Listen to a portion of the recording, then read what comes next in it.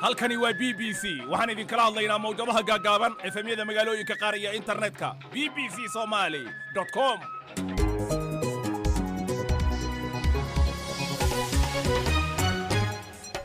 kulan wanaagsan dhammaantiinba afrikada bari saacaddu waa 2 duhurnimo oo gow ah barnaamijka qodobadan idinkugu hayana waxaa ka mid ah hay-adda caafimaadka adduunka oo ka digaysa in qaaradda afrika ay noqon karto meel u aafeeyey cudurka coronaviruska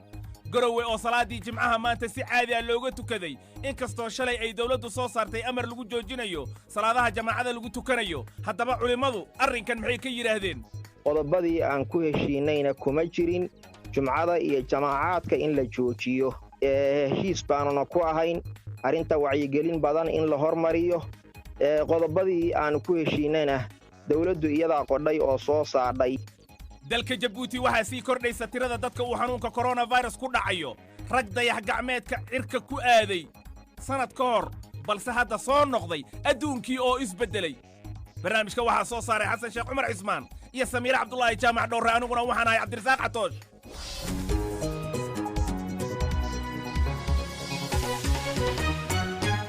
intaasoo dhan se aan ka hormariyo warkii caalamka cabdiraxmaan cali dhimbil ayaa diyaar la ah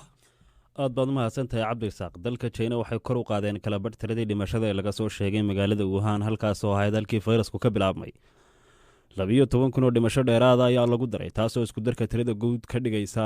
tiro sii lama laabatay war-saxaafadeed uu qabtay afhayeenka wasiirka arrimaha dibaddu waxa uu iska fogeeyey in hawshan ay ahayd hawl dadka lagu marin habaabinayay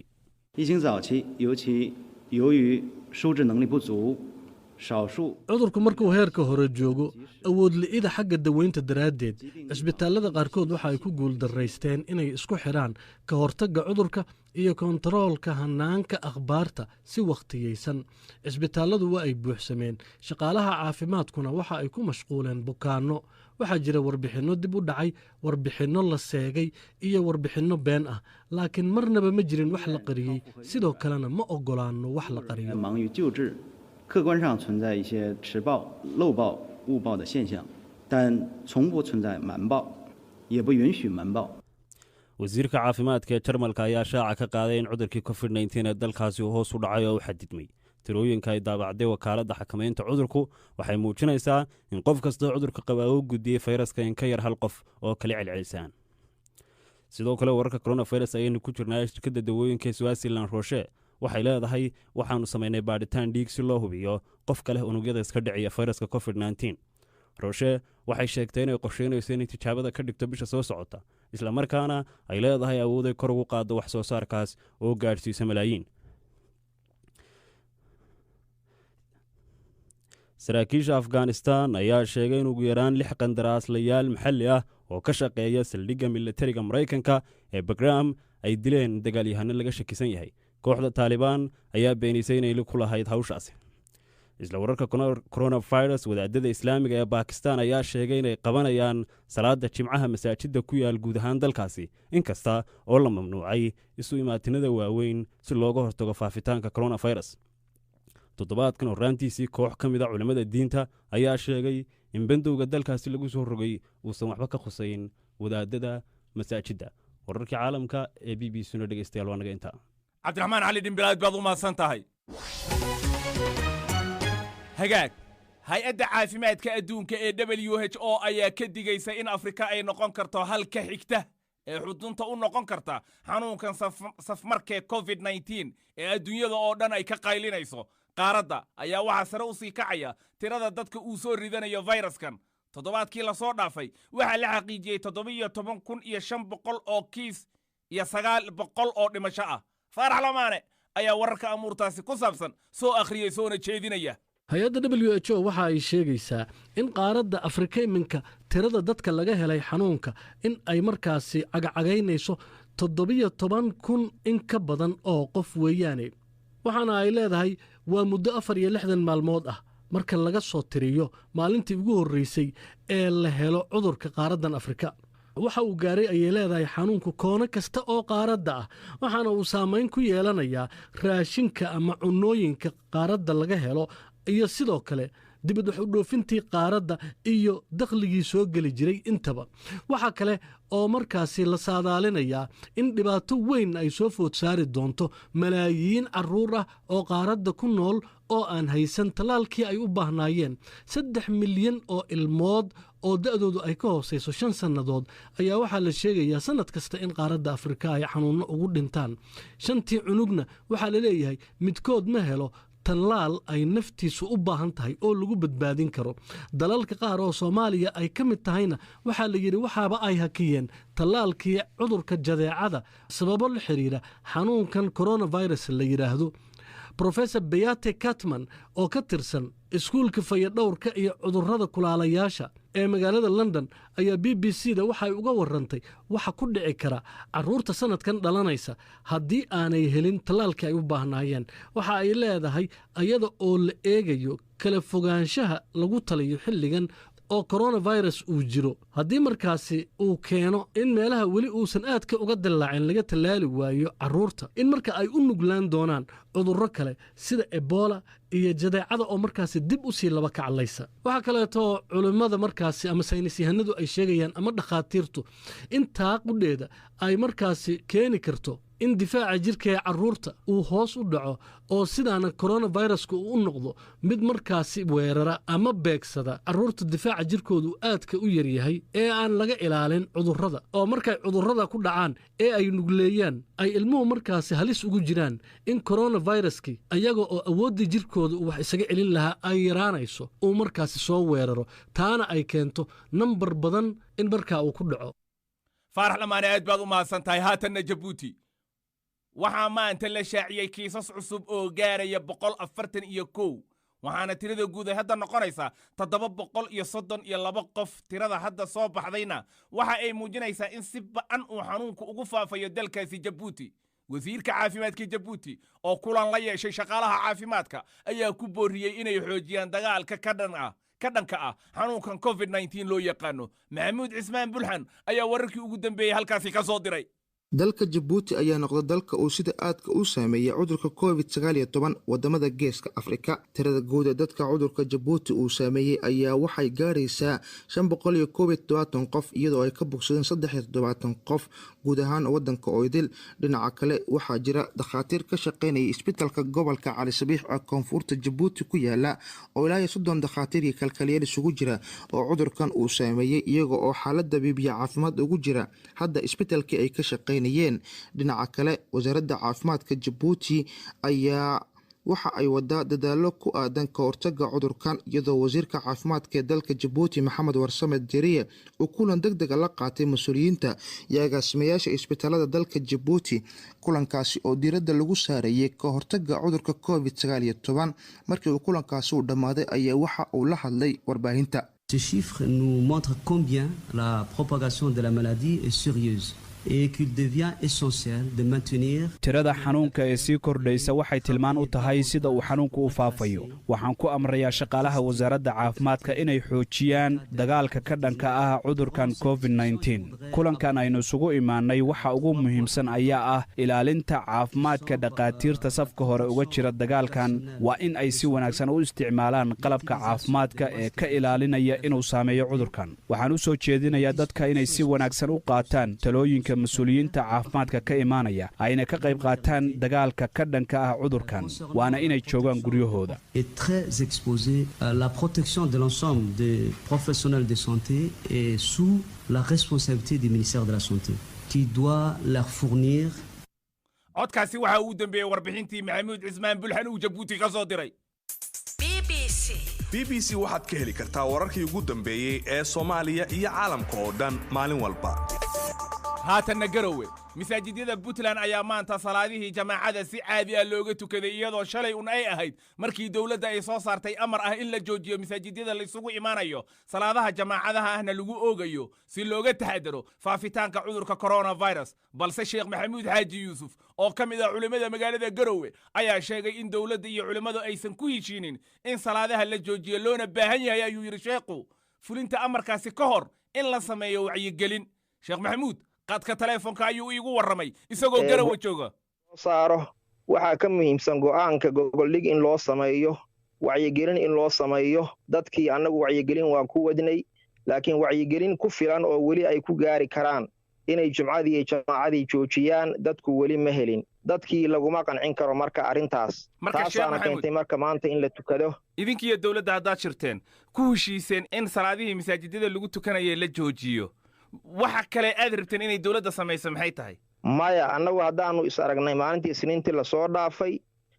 guddigii ka hortagga cudurkan coronavirus haddaannu is aragnay si fiican baannu isu afgarannay qodobadii aan ku heshiinayna kuma jirin jumcada iyo jamaacaadka in la joojiyo heshiis baanuna ku ahayn arrinta wacyigelin badan in la hormariyo qodobadii aan ku heshiinayna dowladdu iyadaa qodhay oo soo saadhay inta culimmada iyo masaajidda qusaysayna qodobkaasi kuma jirin waxaa ka mid ahaa wacyigelinta in la kordhiyo waxaa ka mid ahaa in la isla gartay masaajiddu meelaha cudurka uu ku faafi karo inay ka mid tahay annaguna waxaanu ku ballannay culimo ahaanna wacyigelin inaanu wadno iyaguna dowladduna go'aamadii kaloo ay qaateen iyaga laftooda si shacabka loogu qanciyo in sidoodii loo hirgeliyo dowladda miyaadan ku heshiinin in masaajidyada la xidho maya kuma aanaan heshiin go'aankaasna kuma aanaan heshiin mana jirin marka waxaad leedahay meel aan isku ogeyn annaga iyo dowladda in salaadihii masaajidyada lagu tukanayay la joojiyo maba jirto bataatanba ma jidho adaa haddeer dib u baari kara shirkii culimmada iyo guddiga dhex maray 5tii qodob oo la soo saaray oo dowladda weliba iyagu ay qoreen qodobkaasi walaale kuma jirin laakiin haddaan waxaan ku leeyahay cudurkan khatartiisu meelaha masaajidka uu ku faafo waa ka mid in jumcada iyo jamaacada dadka ay ka dhacday annagaaba u sheegayna in loo saciyo annagaaba hadda u saciyayna laakiin waxaa la rabaa arrinta waxaa ka horreeya wacyigelin iyo irhaasaad iyo gogoldhig baa ka horreeya in laga wada qayb qaato ma gaartay si loo gaaro arrintaas sheekh maxamuud laakiin wacyigelin iyo wakhti iyo in la geliyo aafaa socota xaramkii baa la xidhay oo kabcadii markaad tukanaysaan aad u sii jeedsanayseen ay ku taallo waxa kale dhiman muxuu yahay waad arkaysaa kumannaan baa dhimanaysa maalin walba wacyigelin iyo wakhtigan aad ka hadlayso soo ma moodid inaydan idinka laftirkiinna ku baraarugsaneen aafadan adduunka ka socota walaalle waa ku baraarugsannahay arrintana diyaar baa loo yahay laakiin sidee wax kuugu soconayaan dowladda go'aan bay soo saadhay masaajidda culimmadu ma xiri karaan wacyigelinta wakhtigeedu ma cusla wakhti yar bay u baahan tahay shacabka waad og tahay xanuunka puntland ilaa hadda dowladda waxay leedahay hal qof lagama helin dadkii in badanoo ka mid a waxay la taagan yihiin dee cudurkii puntland maba soo gaarin marka walaalle wacyigelin in la helaa waa lagama maarmaan maalin 2 3 asbuuc cudurkii hadduusan weli aad u soo gaarin puntland innagaa dadaalkii la rabay haddii laga gaabiyo go'aan keliya sideeda go'aan in la gaaro waxaa ka muhiimsan war go'aanka sidee lagu fulinaya marka go'aanku siduu ku furi lahaa in laga wada hadlo laga wada qayb qaato shacab iyo dowladba taasaa walaa loo baahan yahay ma garatay sheekh maxamuud hal maalin ood masaajidyada ku heshiisaan in mikrofoonnada loo furo in la joojiyey salaadihii masaajidka lagu tukanayey ood weliba xagga diinta ka eegtaan yaa ku filan dadkan culimmadu waa la maqlaa madaxda caalamkay ka mid tahay adduunyadii oo dhan baa isbeddeshay ma ahan keliya cudurkii puntland ma soo gaarin saamayntiisii buu adduunka ka walbaharsan yahay iska dhaaf cudurka inuu qof ku dhacee walaalle horta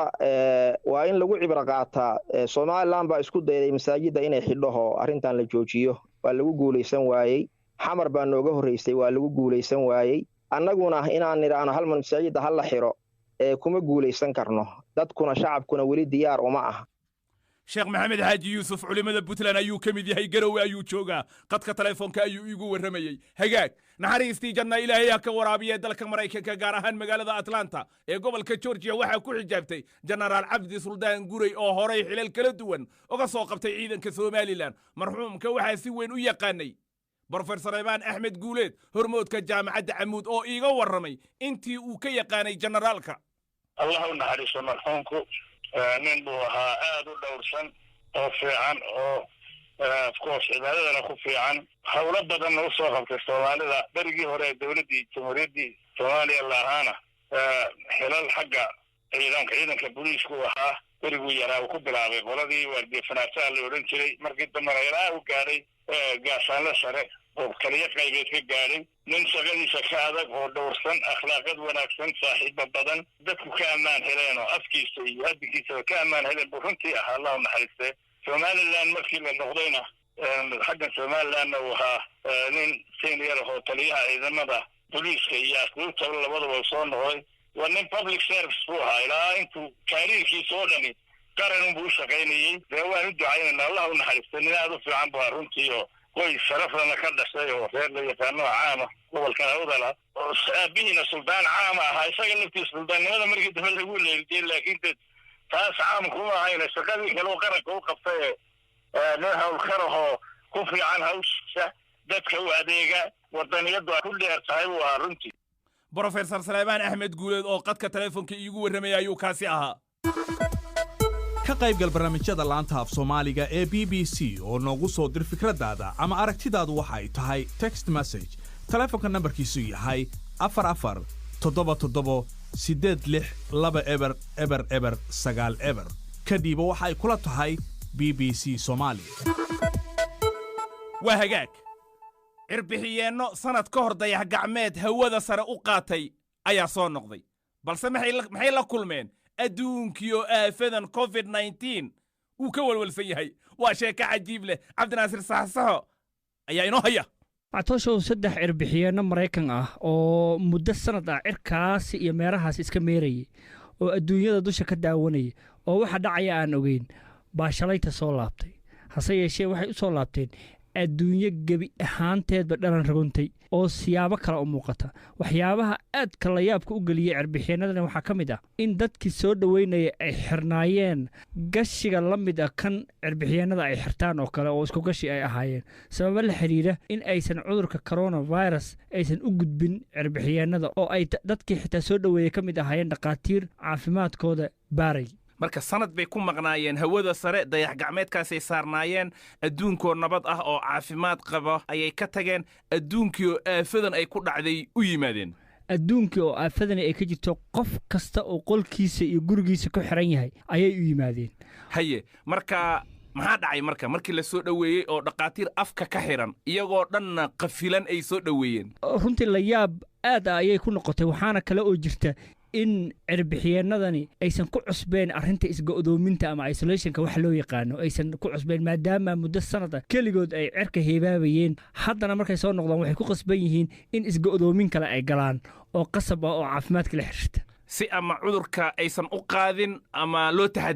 taxadaro waxaa kale caadiyan marka cirbixiyeennada ay soo laabtaan dhowr toddobaad ayay ku qaadataa inay la qabsadaan adduunka maadaama cuf isjiidadka cirka ay la soo qabsadeen inay la qabsadaan hawadan caadiga dhulka ay ku soconayaan ayaa toddobaadii ay ku qaadan jirtay markii hore haddana waaba ka sii dheer tahay oo waxaaba jira bandow kale oo ay tahay inay guryaha sii joogaan oo aadna ay u taxadaraan cabdinaasirow haddii hawada sanad aad ku maqnaan lahayd oo aad ku soo noqoto adduunkan ilaa hawadii waa meel kale adduunkiioo waxaan ka taagan yihiin afkii iyo sankiiba la xirtay gacmihii la dhaqayo guryihii la joogo qof walba uu walbaharsan yahay maxaad samayn lahayd aniga waxaan odhan lahaa iyagaaba iga nasiib badan oo meelay aadaan haysta aniga meelaan haysto iskaga laaban lahaa meeshaas hawadaan ku noqon lahaa hawadaan ku waa tabtaan yeeli lahaa intaan guri ku xirnaan lahaa wallee hawadaasaan ku noolaan lahaa cabdinaasir saxansaxo aad buu u mahadsan yahay haygaag waa jimco maalmahanna waxaan bilownay jimcaha barnaamijka qaybta dambe inaan dhakhtar ku martiqaadno maadaama adduunka walaaca covid-19 uu si weyn uga jiro waxaan rajaynaynaa inaan si degdeg ah dhakhtarka barnaamijkan nagala qayb qaadan lahaa aan ku helno halka weli aad nagala socotaanna waa BBC barnaamijkeennii duhurnimaan bartanka kaga jirnaa intiina awoodda internetka ayaad naga daalacan kartaan qodobada aan soo gelinay waxaa ka mid ah 4 arrimood oo ku saabsan xaaladda coronaviruska oo Soomaaliya qoraal ahaan ayaad website-kana uga heli kartaan waa hagaag doctorayso Faaduma Cabdi Cabdullaahi oo London joogta qadka si weyn ugu jirta Faaduma marka ugu hore ku soo dhawaaw barnaamijkeena BBC ee duhurnimo waad mahadsantahay walaal aad baad u mahadsantahay walaal waqtigaaga su'aalo badan bay dhegaystayaasha Facebookga noogu reebeen intii aan ka gaarno ayaan soo daawacnay su'aasha ugu horeysa waxa ku weydiinaya Liibaan Maxamed wuxuu joogaa Muqdisho wuxuu yiri dhakhtarka waxaan weydiin lahaa viruskan ugu badnaan qofka uu ku dhaco imisa maalmood buu hayaa bismillaahir rahmaanir rahiim su'aasha Liibaan waa su'aal fiican marka la qiyaasay waxaa dadkii la yidhi markaad isku aragtid wax calaamada oo viruska ku saabsan ha noqoto maxay xumad ama qufac aad ku aragto qofka waxaa la yidhaahdaa 7 cisho guriga isku xidhnaado hadduu uu dad kale la nool yahayna 14 cisho gurigiisa ha fadhiyo marka waxaa la qiyaasay in 14 cisho gudaheed inuu qofka jirkiisa ku jira haddaanu sii bukaan intaa way kaga tegaysaa. waad mahadsantahay yuusuf maxamed oo isna muqdisho jooga wuxuu yidhi dhakhtarka waxaan weydiinayaa ilmaha yaryarka ah ee da'doodu sanad ilaa 5 jir ay u dhexayso covid-19 ma ku dhacayaa waayo maalmahan waxaan aragnaa buu yidhi goobaha caafimaadka oo carruur badan ay qandho zaa'id ku hayso. yes xanuunka markaa la eegay marka informationkii uu soo baxay dadka ku sakaraado waxay ku badan yihiin dadka waaweyn ama dadka xanuuno kale ay leeyihiin macaan ha noqdo dhiikar ha noqdo ama da' ha hayo ama immune systemkooda ha noqdo yaro weak marka carruurta way ku dhici kartaa laakiin waxaa markaa la eegay intii ku dhacday inta badan ma noqdo serious intay serious ku noqoto way yar yihiin oo serious dadka khatarkay ku noqoto inta badan dadka da'da weynna ama xanuunada kale la waa maasanta doctoraysa cabdinaasir beledka bakistan buu joogaa wuxuu ku weydiinayaa haddii cudurkan uu qofku uu dareemo ka bacdi gurigu iska jooga maxaa faa'iiday leedahay arrinkaas oo qofku wax dawaa la yiraahdo uma baahan karo. taasi su-aasha waa su-aal fiican runtii xanuunkan horta hala ogaado inaanu lahayn wax dawa ah marka gurigaa aad joogaysid waa si aad dadka kale aad ka ilaalin kartid xanuunka number 1 taasa horta kow ah number 2na waxay noqonaysaa de qofka hadduu hayo xanuunka number 1 ma doono inuu fido inuu ummadda kale inuu dhex galo marka gurigiisa isku xidhnaanaya number 2na haddaanu xanuun lahayn ba aad inaad gurigaaga iska fadhidid aad biyo badan cabtid aad nafaqadaada ilaalisid unbaa adiga aad qaban kartid hadduu laakiin kugu sii xumaado aad aragtid naqasku inuu kugu yaro degayo ama aad dareento de xanuunka inuu sii kordhayo aad awood darad isku aragto naqaska kugu dhigaya markaasoo kale hosbitaalka tegaysaa marka waxaad dhici karta inaad u baahan tahay more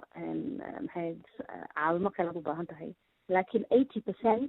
boqolkiiba 80 qof markuu ku dhaco uma baahnayn hosbitaal tagan. waa hagaag felis maxamed dayow waxay joogtaa dhagaxley waa xero qaxootiyo dhadhaab ku taallo waxay tidhi haddii aan qufac isku arko oo qandhana aanan qabin ma isaga shakin karaa cudurkan. ha haddaad isku aragtid calaamad qura waad shakigi kartaa dhibaatana waxay keenaysaa inanta haddii joogto